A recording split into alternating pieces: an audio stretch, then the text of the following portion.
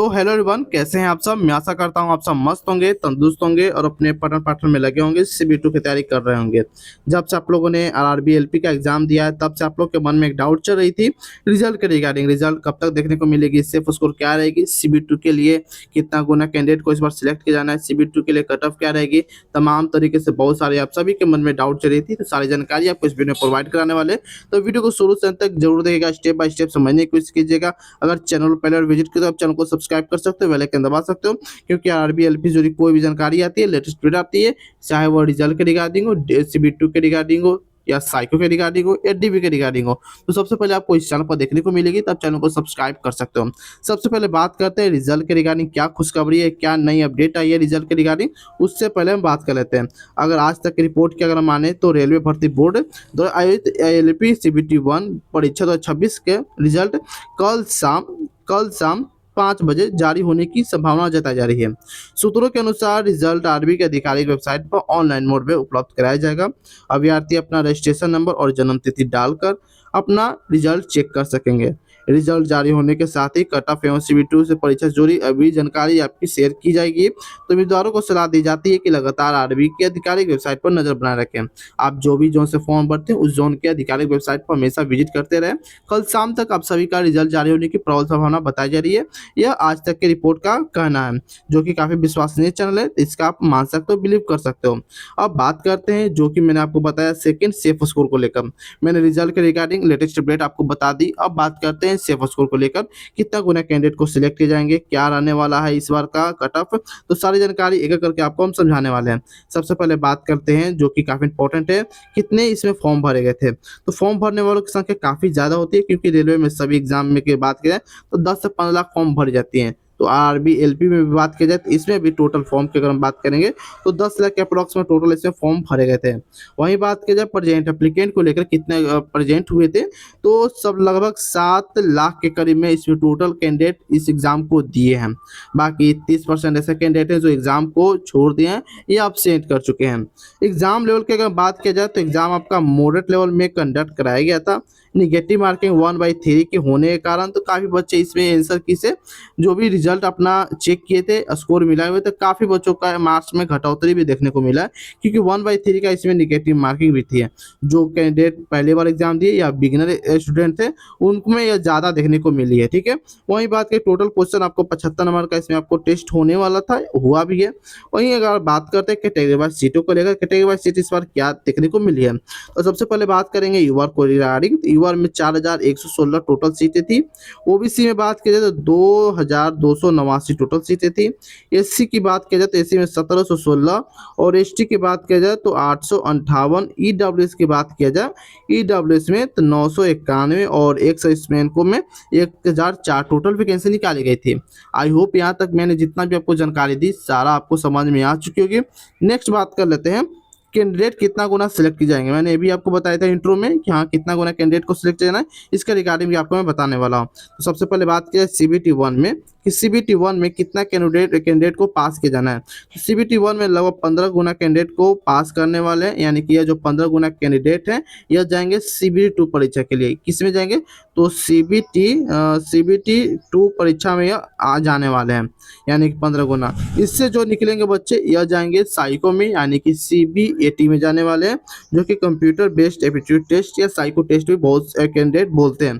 तो यह जो 15 गुना कैंडिडेट है इसमें से अगर पास करेंगे तो 8 गुना कैंडिडेट को पास किया जाना है, यानी कि 79,760 कैंडिडेट को पास किया जाना है साइको के लिए।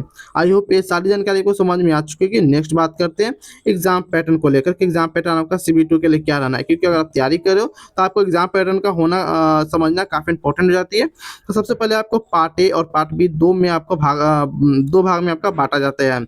उस सब पार्ट ए की बात करें तो आपका मैथ और रीजनिंग और साइंस पूछ जाती है, जो कि बेसिक आपके सब्जेक्ट होती है रेलवे के लिए। इससे अगर बात करें तो टोटल 100 क्वेश्चन पूछे जाते हैं। कितने क्वेश्चन, तो 100 क्वेश्चन पूछ जाते हैं, जो कि आपको 90 मिनट इसके लिए आपको समय दिया जाता है। कितना, तो आपके लिए 90 मिनट ये तीनों सब्जेक्ट के लिए दी जाती है। पार्ट बी की बात की जाए, आप जो भी ट्रेड से फॉर्म भरे हो एलपी के लिए, चाहे वो फिटर से हो, इलेक्ट्रिशियन से हो या 2 वर्षीय किसी भी ट्रेड से अगर आप फॉर्म भरे हो, तो उसके रिगार्डिंग बात करेंगे, तो उसमें आपको 75 क्वेश्चन पूछे जाते हैं, 75 नंबर का पूछे जाते हैं, ठीक है। जो कि टोटल आपका हो जाती है 175 नंबर का आपका टोटल टेस्ट होती है, 175 क्वेश्चन के साथ, ठीक है। इसमें आपको टोटल दोनों की अगर बात की जाए, दोनों के अगर हम सब पार्ट ए पार्ट बी दोनों कंसिडर करेंगे, तो दोनों को कंसिडर करें तो 2 घंटा 30 मिनट यानी कि लगभग 2.5 घंटे का आपका टेस्ट होने वाला रहता है CBT2। आई होप ये भी आपको डाटा समझ में आ चुका होगा। अब नेक्स्ट बात करते हैं सब्जेक्ट वाइज आपका लेवल क्या देखने को मिला है। सब्जेक्ट वाइज लेवल आपको क्या देखने को मिला है, तो मैथ की सबसे पहले हम बात करेंगे, तो मैथ आपका मॉडरेट टू हार्ड में आपका कंडक्ट कराया गया था। बाकी यह कैंडिडेट पर निर्भर करते हैं, कैंडिडेट का IQ कैसा है, वो पढ़ने में कैसा है, उनकी तैयारी कैसी है, उनका रिवीजन कैसा है, प्रैक्टिस कैसा है, इस पर भी ज़्यादा निर्भर करती है। बाकी जो भी डाटा मैं आपको बता रहा हूँ या आंसर के आने के बाद का जितने भी कैंडिडेट का डाटा निकल कर आया है, उसी के रिगार्डिंग में बात कर रहा हूँ। वही बात करेंगे रीजनिंग को, रीजनिंग में मॉडरेट पूछा गया था, सभी कैंडिडेट अच्छा खासा रीजनिंग में भी स्कोर कर रहे हैं। साइंस की बात करें तो अभी मॉडरेट टू हार्ड पूछा जा रहा है, मॉडरेट टू हार्ड इसमें जो न्यूमेरिकल एक दो ऐसे फंसाने वाले बहुत सारे कैंडिडेट उसमें फंस भी गए हैं। वहीं बात करेंगे जीके जीएस को लेकर, तो जीके जीएस सबका हार्ड लेवल का पूछा गया था। या जीके जीएस सभी को हार्ड लगता है, सिर्फ आपको नहीं या हमें नहीं, सभी कैंडिडेट को हार्ड लगते हैं, क्योंकि बहुत सारे इसमें पढ़ने होते हैं और पता नहीं कहाँ से आएगा क्या आएगा, किसी को पता नहीं रहता है। आई होप ये भी आपको डाटा समझ में आ चुका होगा। नेक्स्ट बात करते हैं आपका कौन सी शिफ्ट हार्ड रही, कौन सी शिफ्ट आसान रही, इसके रिगार्डिंग बात करने वाले हैं। अगर हार्ड शिफ्ट की बात करें तो 17 अप्रैल के जितने भी आपका शिफ्ट कंडक्ट कराए गए थे, चाहे वो फर्स्ट हो, सेकेंड हो या थर्ड हो, आपका तीनों हार्ड लेवल में कंडक्ट कराई गई है। वहीं बात की जाए 16 तारीख का फर्स्ट शिफ्ट और 18 तारीख का फर्स्ट शिफ्ट आपको हार्ड लेवल में कंडक्ट कराई गई है। मैंने जितने भी 5 शिफ्ट आपको बताए ये सारा आपको हार्ड शिफ्ट में। वहीं बात किया जाए ईजी शिफ्ट की बात करेंगे, तो ईजी शिफ्ट में मात्र 2 शिफ्ट है, 18 अप्रैल का सेकेंड और 18 अप्रैल का थर्ड शिफ्ट आपका ईजी बताई जा रही है। बाकी जितने भी शिफ्ट है आपका मॉडरेट या मॉडरेट टू हार्ड में आपका परीक्षा कंडक्ट कराई गई है।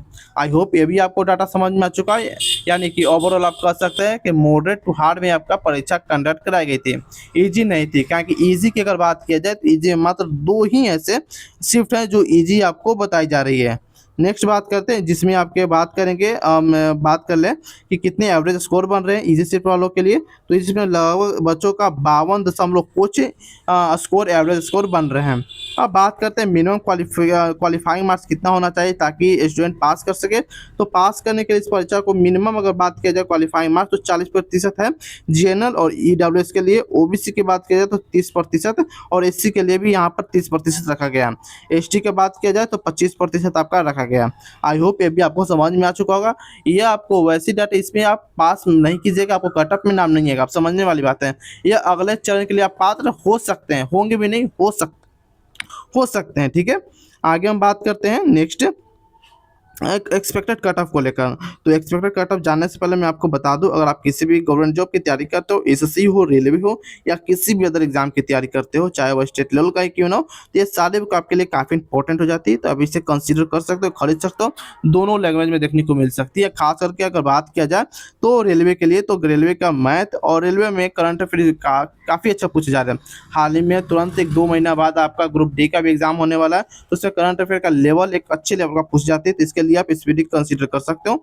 स्पीडी के लिए भी आपका लिंक दिया गया है, नहीं तो आप गौरव सर का मानते हो तो गौरव सर का हिंदी इंग्लिश दोनों लैंग्वेज जो उनका बुक है वो भी आपको कंसीडर कर दिया गया। लिंक आपको डिस्क्रिप्शन बॉक्स में टैग प्रोडक्ट में देखने को मिल जाएंगे। एरोटेरिया का भी आपको देखने को मिल जाएगा। रेलवे का किसी भी एग्जाम की तैयारी करते हो तो यह मैथमेटिक्स का सॉल्व पेपर काफी इंपॉर्टेंट आपकी हो जाए। इसी में आपको मैथमेटिक्स ही आपको देखने को मिलेगी और कोई सब्जेक्ट देखने को नहीं मिलेगी। अगर आप सामान्य विज्ञान की तरफ जाते हो यानी कि इसके झा की तरफ अगर जाते हो तो वहाँ भी आपको देखने को मिल जाएगी। यह इनका सिर्फ बुक सिर्फ शायद हिंदी लैंग्वेज में ही उपलब्ध होता है। मेरे पास हिंदी लैंग्वेज का ही है तो मैं आपको ये भी आपको बता रहा हूँ।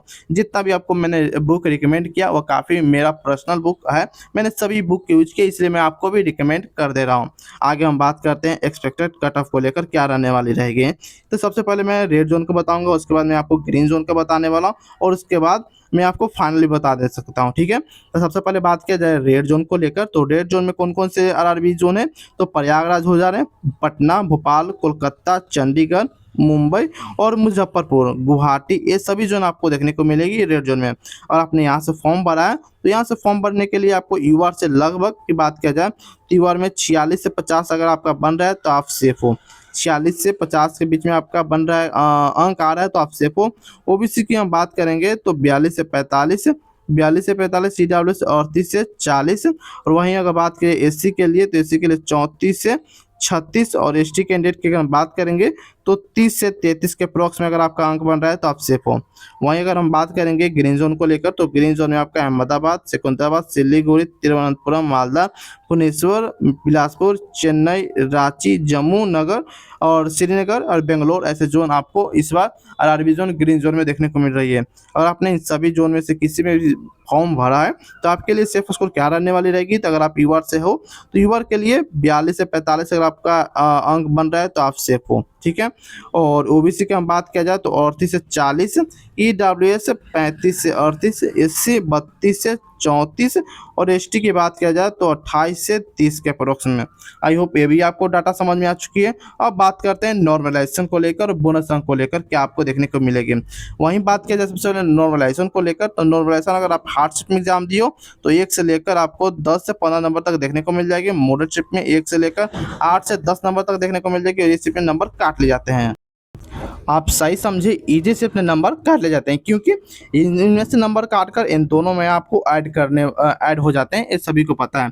क्योंकि जितने भी बहुत सारे ऐसे कैंडिडेट हैं जो रेलवे के एग्ज़ाम दिए हैं, वो पिछले बार के एलपी आप देखे होंगे या आप देखे होंगे एनटीपीसी का, आप देख सकते हैं। सभी किसी भी एग्ज़ाम के आप अगर एग्जाम्पल लेना चाहते हो तो ईजी शिफ्ट जितने भी होते हैं उनमें नंबर काट लिए जाते हैं।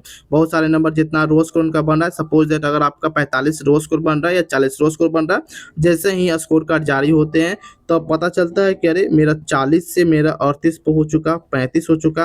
अब बल्कि कट ऑफ 40 पर ही लगती है और आपका 40 मार्क्स होते हुए भी आपका सिलेक्शन नहीं हो पाता है CB2 के लिए। यही फंडा है रेलवे का नॉर्मलाइजेशन, किसी को रुलाता है तो किसी को हंसाता है। यह है नॉर्मलाइजेशन का घाटा और फायदा। अब बात करते हैं बोनस अंक को लेकर, तो बोनस अंक की बात की जितने भी अगर हार्डशिप मैंने आपको बताया तो हार्डशिप में बोनस अंक 3 से 4 नंबर तक देखने को मिल सकती है, क्योंकि उसमें एवरेज 7 से 8 प्रश्न ऑब्जेक्शन लगाई गई है। 75 क्वेश्चन के थे, लेकिन 7 से 8 प्रश्न को ऑब्जेक्शन सभी कैंडिडेट ने लगभग लगाई है, या आप कह सकते हैं कि 7 से 8 प्रश्न ऐसे हैं जो सभी बच्चों के डाउट क्रिएट कर रहे थे। वहीं बात की जाए मॉडरेटशिप में जितने भी एग्जाम हुए तो मॉडरेटशिप की बात की जाए तो 2 से 3 क्वेश्चन में लगभग सभी लोग उसमें ऑब्जेक्शन उसमें भी दिए हैं, आपत्ति दर्ज कराई गई है। हाँ, और इजी शिफ्ट की बात करें तो इजी शिफ्ट में सभी बच्चों का अच्छा खासा स्कोर बना था, उसमें बहुत कम ही बच्चे ऐसे हैं जो अपना ऑब्जेक्शन लगाए हैं। तो इजी शिफ्ट वालों में तो ऑब्जेक्शन बढ़ने की कोई ज़्यादा चांस नहीं है, ना ही नॉर्मलाइजेशन होने का चांस है। अगर घटा होती है तो इजी शिफ्ट वालों का ही होती है। शुरुआत में नंबर तो ज़्यादा आ जाता है सभी से, लेकिन बाद में जब नॉर्मलाइजेशन होती है तो सब उनका नंबर काट जाते हैं। ये काफ़ी खराब चीज़ है नॉर्मलाइजेशन को लेकर। लेकिन अपना ओपिनियन कमेंट में जरूर बताएगा, आपका कैटेगरी क्या है, आप कितना स्कोर कर पा रहे हैं, आपका जोन क्या है, कमेंट में लिखना मत भूलिएगा। बाकी और इन्फॉर्मेटिव वीडियो के लिए आप हमारे चैनल को सब्सक्राइब कर सकते हो, बेल आइकन दबा सकते हो, क्योंकि आरआरबी एलपी जुड़ी कोई भी जानकारी आती है, लेटेस्ट वीडियो आती है तो सबसे पहले आपको इस चैनल पर देखने को मिलती है।